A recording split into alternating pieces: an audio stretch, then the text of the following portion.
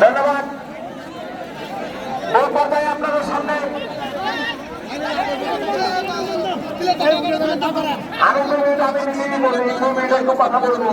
আমাদের মাননীয় পেশায় সাবেক সংসদ সদস্য সংসদরা এখন এখন এই ষড়যন্ত্রিত এই পালমহল সেই পালমহল প্রিয় বন্ধু আমার এই এলাকার পক্ষ থেকে আমাদের সাবেক সংসদ সদস্য আওয়াজ স্থানীয় সরকার এই প্রকৃত ফ্যাসিস্ট আওয়ামী সরকার এই এলাকাকে পালমহল হিসেবে চিহ্নিত করেছে।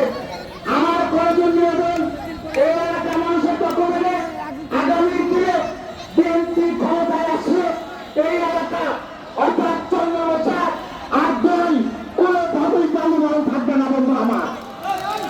এই পালমহল আমরা দেখতে চাই না। এই এলাকার ভিটা মাঠে আমাদের বাচ্চাদের কবরকে আমরা রক্ষা করতে চাই। সেটা আপনাকে দিয়ে সংসদ নির্বাচিত হোক, আপনি এই এলাকার ভিটা মাটি এবং এই পালমহল বন্ধ করবেন, এই প্রতিশ্রুতি আপনার থেকে আমরা চাই। এই আশা এই প্রত্যাশা রেখে আমি আমার সংক্ষিপ্ত কথা বলে শেষ করছি। খোদাফেজ। বাংলাদেশ জিন্দাবাদ। শহীদ দেশনেত্রী বেগম খালেদা জিন্দাবাদ। তারুণ্যের অহংকার আগামী দিনের রাষ্ট্রনায়ক জনাব তারেক রহমান জিন্দাবাদ। সবাইকে ধন্যবাদ।